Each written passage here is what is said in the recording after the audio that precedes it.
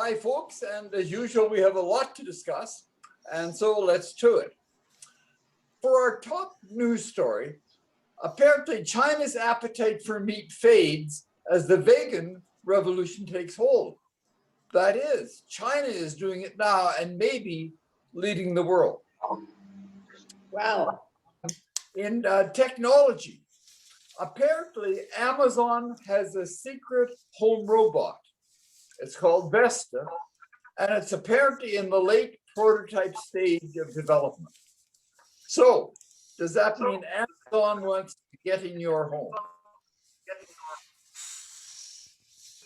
In astronomy and space, we now see asteroid dust that maybe helps us prove that life's raw ingredients can evolve in outer space. Do we now know the origin of life? On the environment, there are two stories about food. One, the world wastes about 1 billion tons of food a year and it's frying the planet. And two, food production is a major driver of global warming. In biology, do you want to know how your horse is feeling? A brain-computer interface could perhaps tell you. Now, for our human story, apparently, Mexico is now going to legalize. It's passed through some things already. Legalized marijuana, probably becoming the world's largest market in it. And will this change so many things? Like, would this move marijuana out of the hands of the cartel? And now, for our health story. Scientists have identified more than 140,000 virus species in the human gut. We are starting to see just how complex the microbiome is, and the synergistic relationships are apparently absolutely amazing. So that's what we'll talk about today. And now, Richard, for our top story, what's this about China's appetite for meat fading with the vegan revolution taking hold? Now, in China, one of the things that's happened in about the last 60 years, is China has gotten a lot richer. And for Chinese, one of the ways to use this wealth is to have meat, especially pork, every day. And because of that, then since 1960, the per capita consumption of meat in China has increased by a factor of 10. Wow. The biggest rate of increase in the world with the biggest population in the world.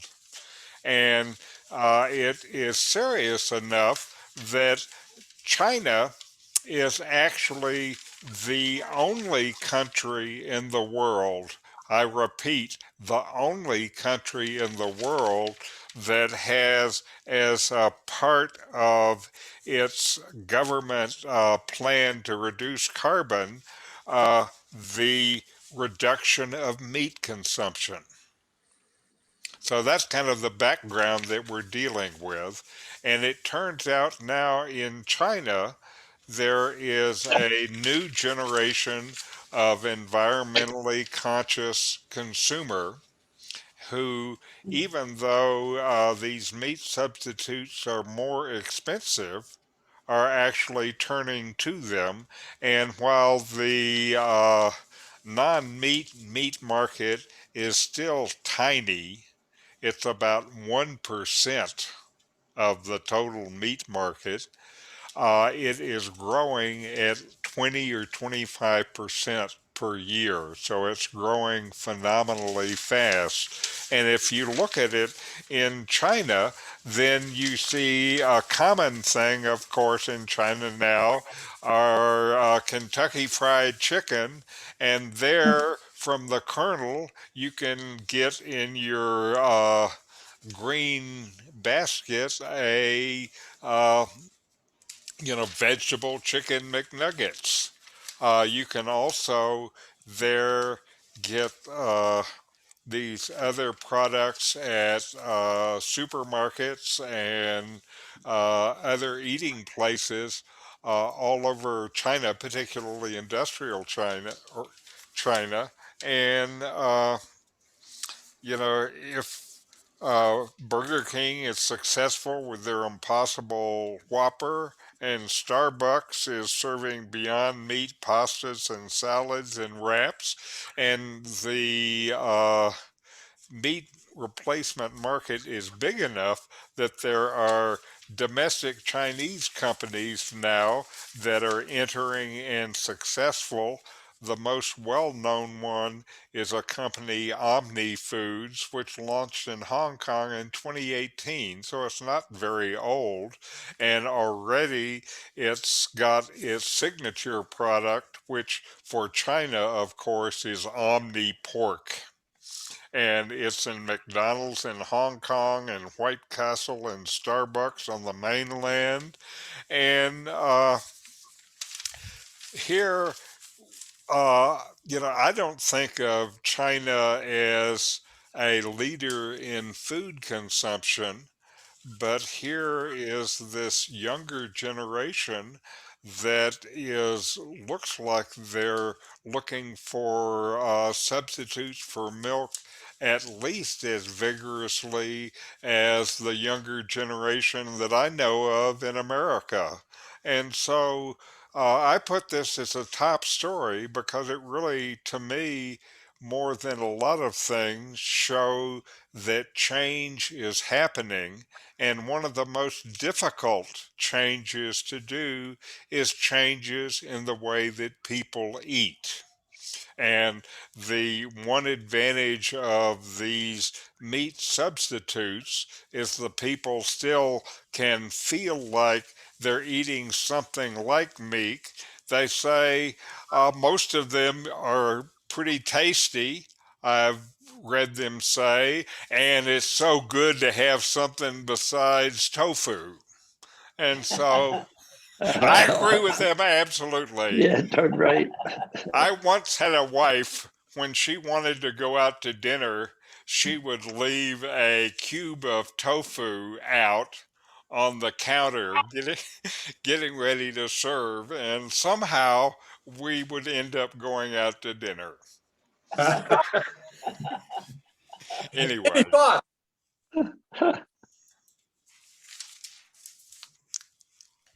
Any So comments? if you want to pick out China's not the place. Go ahead, John. Yes.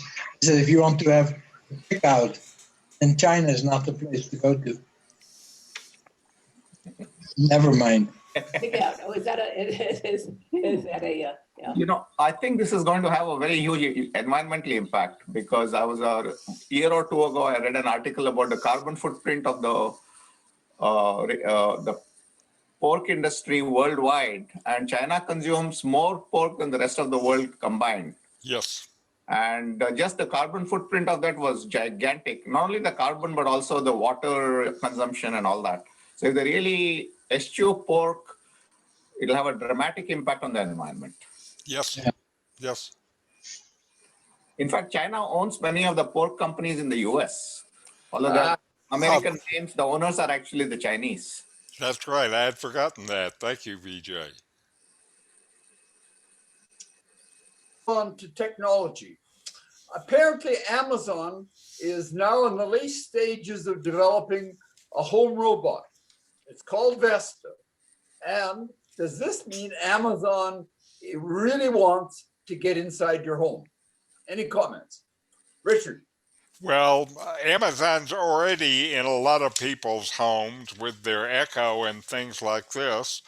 They tried to get into people's pockets with the Amazon cell phone, the Amazon Fire phone, You may not recognize that because that was one of Amazon's bigger failures. They tried to get into the smartphone business, and even with their money and might, they failed. And so now they have had a research effort going on for 4 years, so it's fairly substantial. And there are the presently 800 people working in the development team. And so that's quite an effort. And what they're coming up with, uh, I don't know if it's going to succeed or not. As I read the details, I'm not convinced that it's going to work. It's going to be a uh, small device. Some people have called it like an Amazon Echo on wheels, so a voice activated assistant that can navigate around the home and respond to your commands and interface to your other smart home devices as long as they're from Amazon, I bet. And it's small. They say it's about the size of two small cats, 10 to 12 inches. And it's automatically equipped with a screen and a microphone and several cameras. It's going to have sensors to monitor things like temperature and humidity, and a compartment for carrying things around in it. And there, one of the special features is a waist high retractable pole with a camera on it so it can help you find your car keys. Now, I don't know if they have a feature where it'll answer the door when an Amazon delivery comes. That would be good to have it answer the door and sign for it. But I don't know if that's part of the deal. And again, Amazon is trying their damnedest to find ways to be able to expand into everybody's home. And uh, for me, Carol uses, I guess it's an Amazon Echo. Alexa is its name, and she has it play music for her while she's cooking. That's the main kind of use that we have for it. I've heard these digital assistants are more and more popular. I have no idea if a digital assistant with a screen and a camera to find your car keys is going to be a success. I personally don't think I'd buy one, but who knows? I'm an old person, and would you buy one? No. It's always been the responsibility of a woman to find one's wallet and one's keys. Ah, okay. So you're saying this is a Universal wife throughout the replacement. world. But who needs a robot, eh? Okay. So you don't need a wife anymore? I, Is that what you're saying? Any You thoughts? gotta be careful, Norman.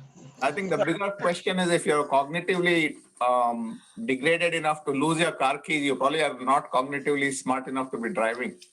I have known a lot of people that seem to be have problems with their directional system when it comes to locating car keys. So I'm not convinced, VJ.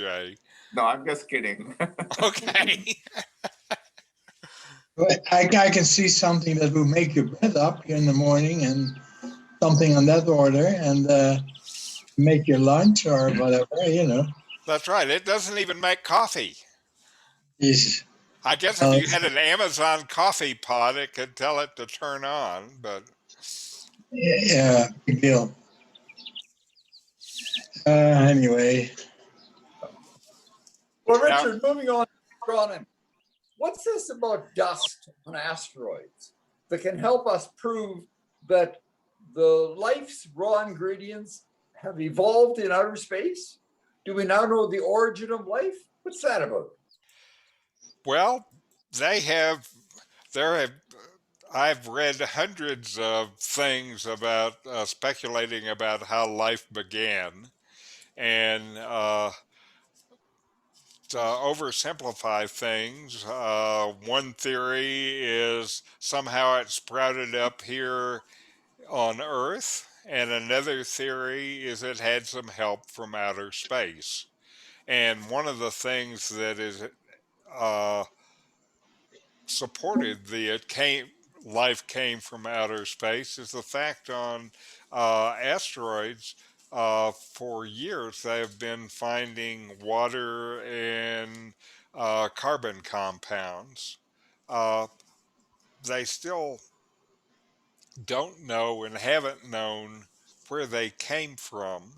And what this did, if you remember, there was a Japanese mission that went to the asteroid Hanabusa or something like that. I'm trying to find its name. And it went there uh, more than a decade ago and dived into the planet and got a couple of scoopfuls of dirt and dust and then was able to get them back to the planet by 2010. Now, a decade has passed since then, and many of these dust particles are just tiny, about half the size of a human hair.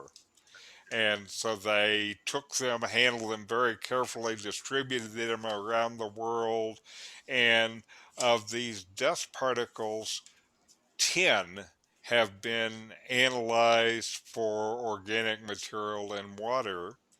And one of them, they found something that they thought was pretty unusual, and that is within very close to each other, they found one particle that had carbon compounds that had to have been formed where there was high heat. It takes 600 degrees C to create these compounds, so it would have had to have been like in a bigger asteroid, something with enough gravity and mass to generate the heat or something. And basically, right next to it, they found carbon compounds that were essentially raw and couldn't take any heat. And they believe those carbon compounds had to have been formed in that place. And that place was on the surface of an asteroid. And so here on the asteroid, they found not only carbon uh, particles and carbon compounds, but they found next to each other one set of carbon compounds that had to be formed elsewhere in some environment where you can get their high temperatures, and another one that they believe had to be formed in that place. And so they now think this raises the probability of where did life come from? From outer space. Ooh. Any thoughts? Well, carbon compounds, I think, are, if they're generated by high heat, then how about the volcanoes that we have on Earth? We don't have many of those in space. No, but I mean, but But they would most generate fast- the carbon, right? They might. It depends on the temperature. It might be they're hot enough that they would generate carbon and then cook it, burn Yeah, it right. up. but the most fascinating thing to me is that mining in space on asteroids or planets and shipping materials back to Earth really is a simple thing. Yes, yes. And you have in science fiction stories for at least 50 years, they've written about mass drivers. as a way to move the material around, and it's like a big slingshot. And the thing about moving stuff from space to the Earth is it's all downhill, so it doesn't require much energy. Correct.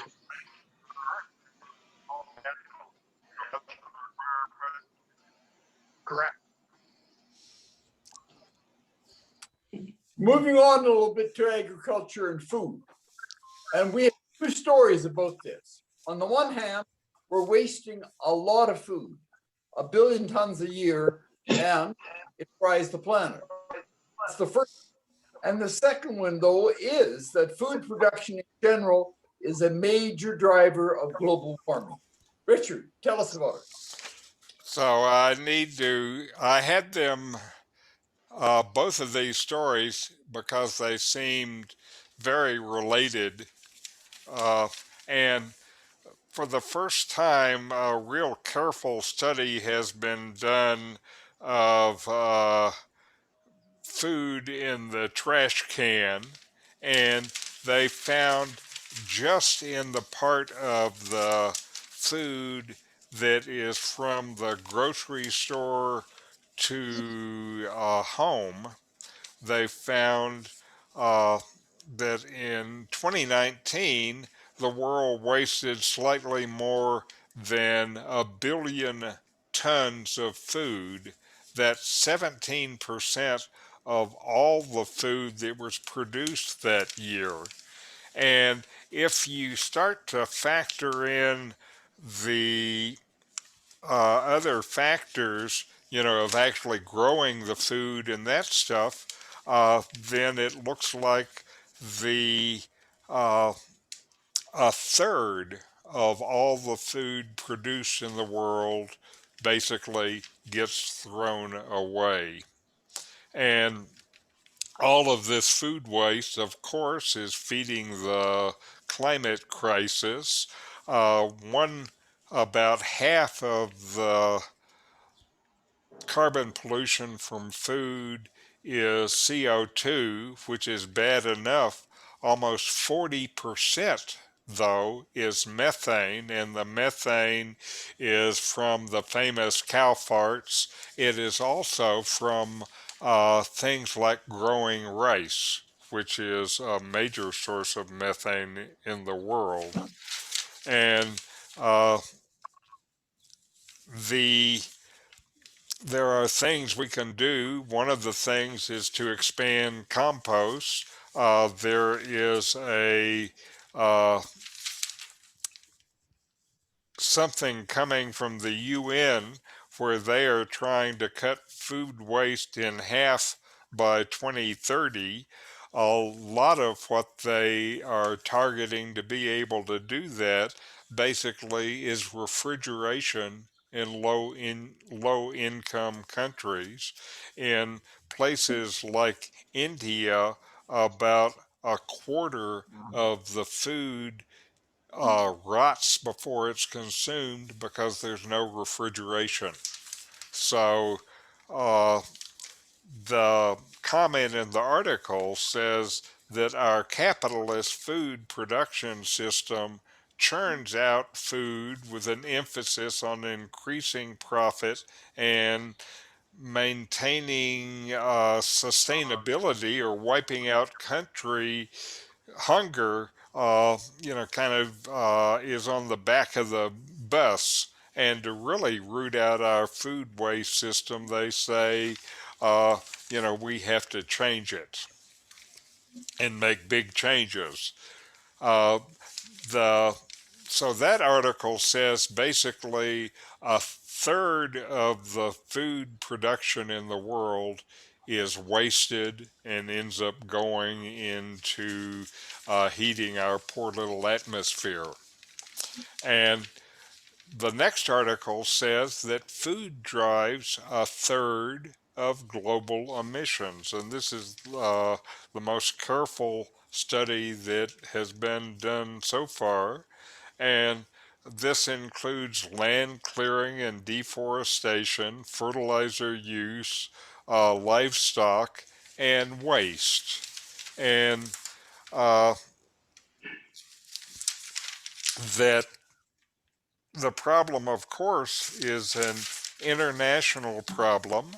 The biggest food system emitters in 2015, the year that they were able to study, was China, which had about 14% of the world's global food pollution. Indonesia with about 9%, and the United States with about 8%. Rounding out the top six were Brazil with 7%, the EU with 6%, and India with 6%. And the global food system is becoming more energy intensive, with about a third of its emissions directly from the energy consumption that it takes to produce food. One interesting thing they said was a major contributor to this food energy consumption is the distance that food travels before it's consumed, and that's actually a bigger energy consumer than packaging. So, food is a problem. I don't know if we just have to stop eating food, or be more careful, or compost our garbage, but it's a problem. Any thoughts? Yes, actually, with restaurants in the United States, as you know, they serve huge portions, small portions. And if people say they take a doggy bag home or whatever, share a dish, that could be cut down considerably. We always end up eating half of it and asking for a doggy bag or sharing a dish. That could cut down food waste, I think. Yes, another thing that the US FDA is trying to do is they're trying to deal with food labeling. You know, food in the US has a sell by or use before date on it, which is really not the date when the food starts to go bad, but it's rather when the food is no longer at its prime. And they're trying to get manufacturers to use a best if used by date so that less food would be thrown away at that end. You know, another element of wastage actually is the government itself, because to keep the food prices, the agricultural prices high, or the dairy products prices high, there's a lot of price support and a lot of overproduction is taken by the government and bought by the government and then buried, or they talk about mountains of butter and dairy products in Wisconsin or in the Scandinavian countries and Yes, stuff. yes, So that's a huge component of the waste. yes, yes, you're absolutely right. And it has to do with the economics of farm produce production. Uh-huh. That's right. We have to keep the farmers where their business is profitable, and they'll continue to farm is the basic idea. Correct. It's What still the to me, problem is, though, I'm sorry, go ahead. yeah, what the problem is that farmers do not necessarily make more money by producing more food. Right. They can make more money by producing less food when there's a shortage of that commodity.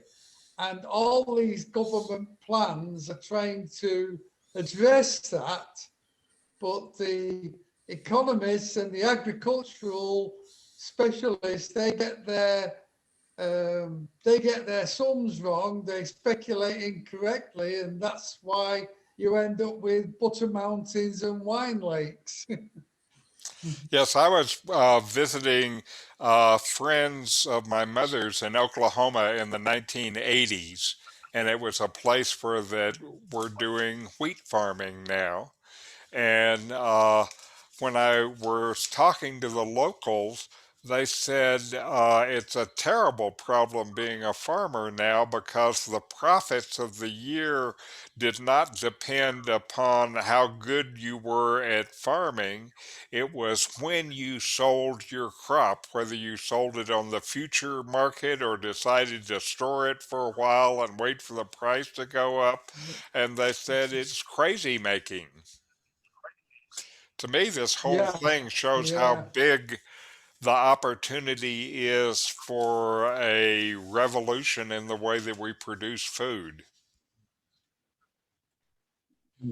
yeah, yeah. Yeah, there needs to be a lot more, there needs to, in this, the problem needs to be studied in detail.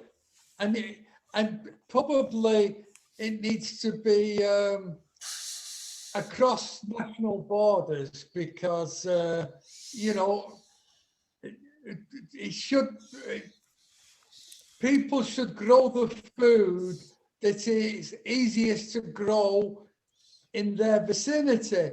But then you have the cost of transportation. So it's very complicated. Yeah. And not only the cost of transportation, the environmental impact of transportation. Yeah. Mm. Well, Richard, if we want to move on from food to what we normally don't think of as food, although some people do, and that's horses. If you wanted not to eat your, but if you wanted to feel how it was doing. Now, what's this about our having brain computer interfaces so you could tell how your horse was feeling? This scientists have been trying to detect feelings in living animals uh, for a long time now, and they feel like it's connected to their ability to be able to raise and have healthy animals. And uh, so they, these scientists get some pretty mad ideas, and uh, so they have now developed a new mobile headband that you strap on the horses' heads, and then it detects the horse's brain waves, and they think that it can tell them a little bit about how the horse is doing in terms of its emotional state. Now, they all say this with words of caution because we understand what brain waves do to a human mind. They say we don't know if it does the same thing with the horse's mind or not. But so anyway, these scientists worked with somebody who was very big in making headbands for humans, and he uh, studied the problem really for several years and then developed a device for horses that just has 4 electrodes, and the electrodes are in spring-loaded pockets that have tiny needles that poke gently against their skin, not through their skin. And these brain computer interfaces for humans may have dozens or even hundreds of electrodes. For the horse, this has just 4. The horse's brain is a lot smaller, they say.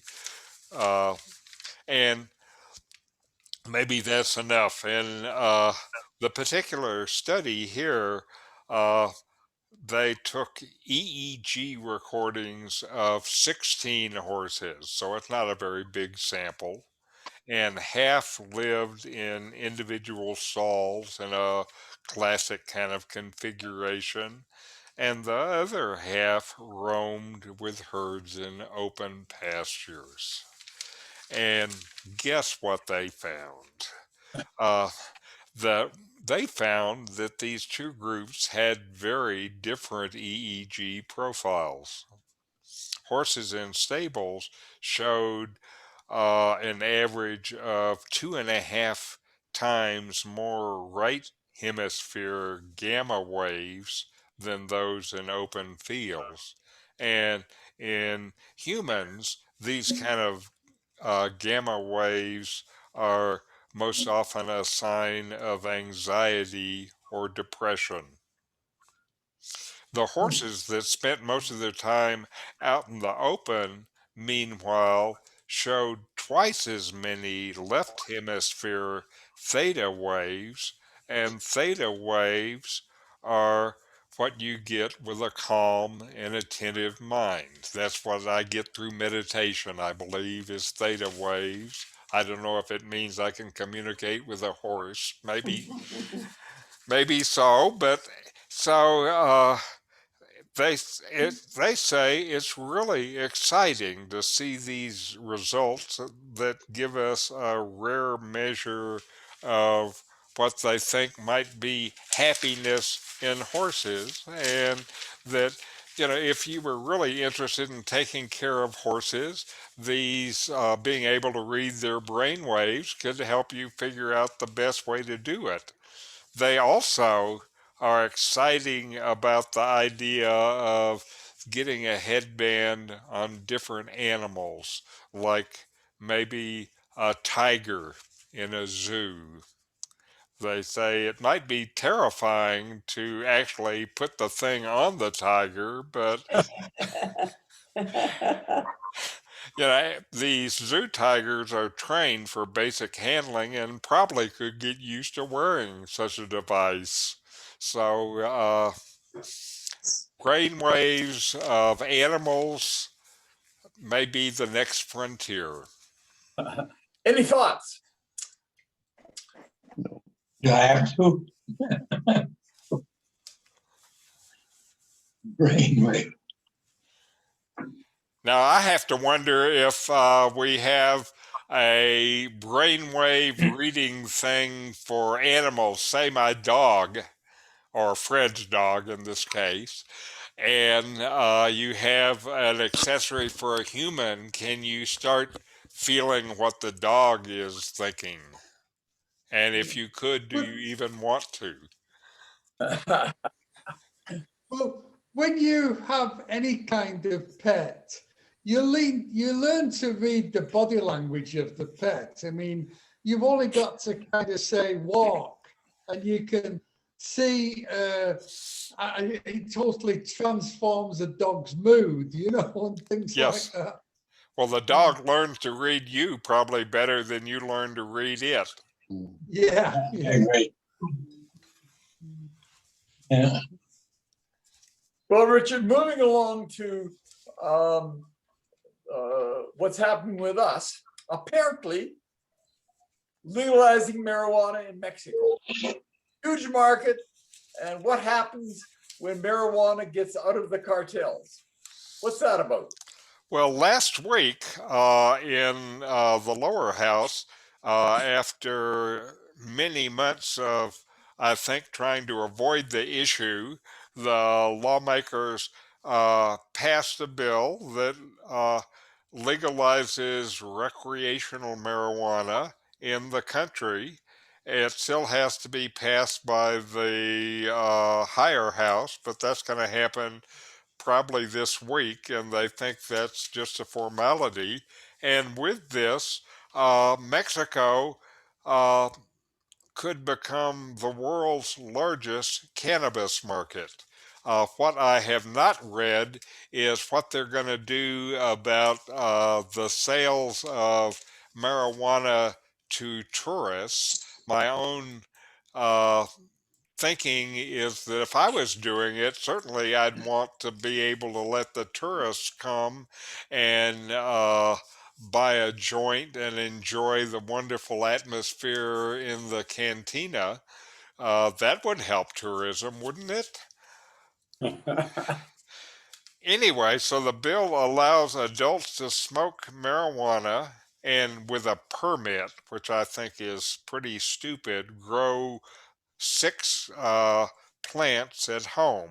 It also grants licenses to producers and gives small farmers a priority for those licenses, and they'll be able to cultivate and sell the crop. And some are saying with this in Mexico, the false belief that cannabis is a part of Mexico's serious health problem is left behind. And uh, of course, uh, this is not an easy set of laws to make. There's a lot of money involved, and I think that's one of the reasons why it took so long. They're trying to say that it will help in the war against the cartels, but now, for the most part, the cartels have moved to more profitable products, which are fentanyl, come from opium, and methamphetamine. And so the marijuana trade is not really driving the cartels. And so security experts don't think that this is going to have much effect on the violence that we see in Mexico because the crop has become a small part of Mexican drug traffickers. And they think this will not substantially change the dynamics and drivers of this legal conflict that we see and read about in Mexico.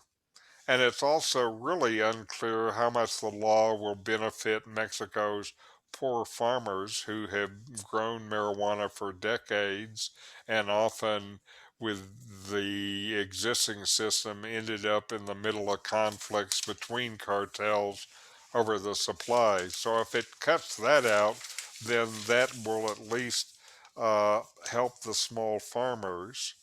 And the bill allows individuals to own up to 28 grams, that's slightly under an ounce of marijuana.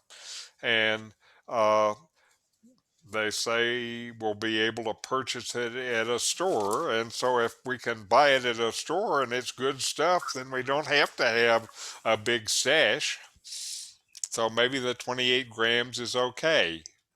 Again, this is another case where I wish what they would do, though, is just publish a price schedule to know how much you're supposed to pay the police for the bribe when they catch you with more than an ounce.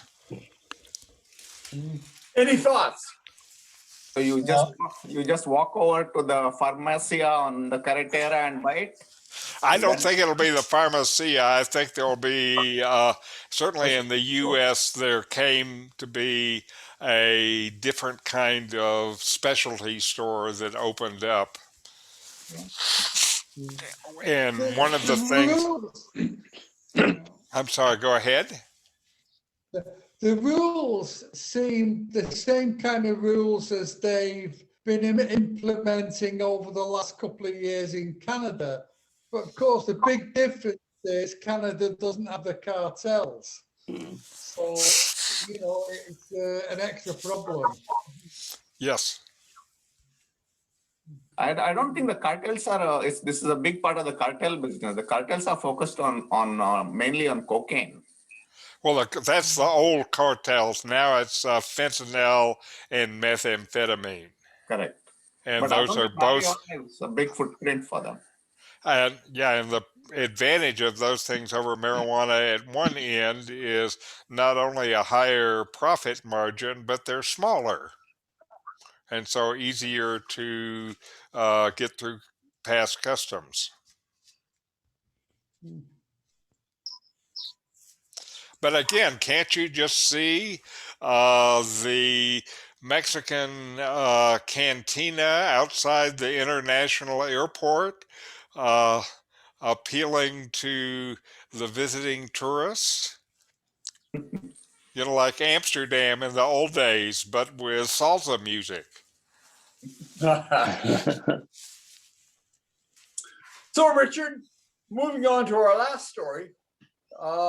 Apparently, we have a huge number of virus species in our guts, over 140,000. Why is it so complex? What's this all about? And are there really synergistic relations that can transform everything? Well, as to your most important question, are there really synergetic relationships that can transform everything? What the science would say right now is beats me. We don't know about that, but we'd like to. It turns out viruses are the most numerous biological entities on the planet. So that's the first thing. There's more viruses than anything else. Whether viruses are alive or not will lead you into arguments that will never be resolved in my day, I think. But there are a lot of them there. And so now, for the first study like this, scientists looked at about 70,000 different microbiomes, human microbiomes scattered around the world, and did the kind of DNA analysis that you have to do to start to understand what is going on. And in this sample, they found 140,000 different kinds of viruses in the human gut, 140,000, half of which they had never seen before. So this is very much an unknown world. Now, of those viruses, you know, all viruses are not bad guys. And there's a kind of virus that is a bacteriophage, that is a virus that attacks bacteria. And many of these viruses that they discovered in our gut are these bacteriophages, including the second biggest family of viruses that they found in our gut were bacteriophages that they had never seen before.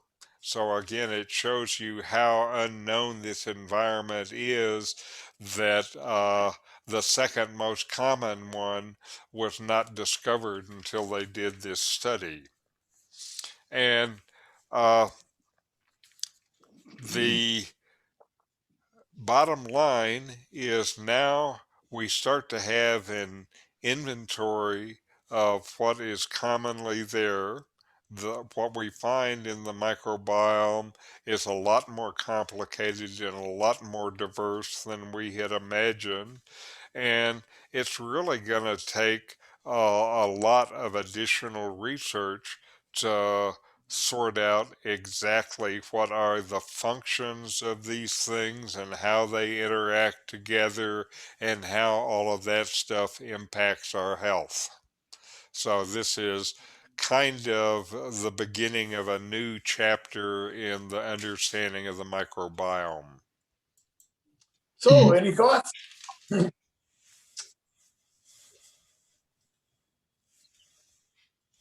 Maybe not. Maybe not. It's too, Very complicated. yes. Well then, Richard, if that's too complicated, maybe it's time to sign off. We're so delighted that you're feeling so much better. We really hope that continues. And thanks for this today, and thanks for everybody being part of it. And we'll see you all in a week's time. Okay, thank you all. Fred. Thank you, Richard. Thank you. You're certainly welcome. It's so good to be with you. See you. This is Thank you. This is- Okay. Take care. this Thank is you, good for everyone. my health. Adios. Yeah, keep it that way.